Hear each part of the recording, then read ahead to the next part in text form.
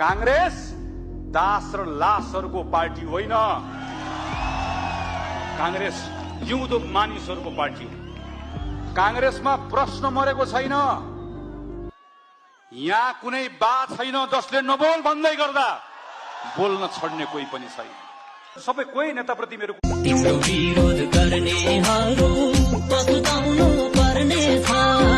तिम्रो विरोध गर्नेहरू पछुताउनु पर्ने छ।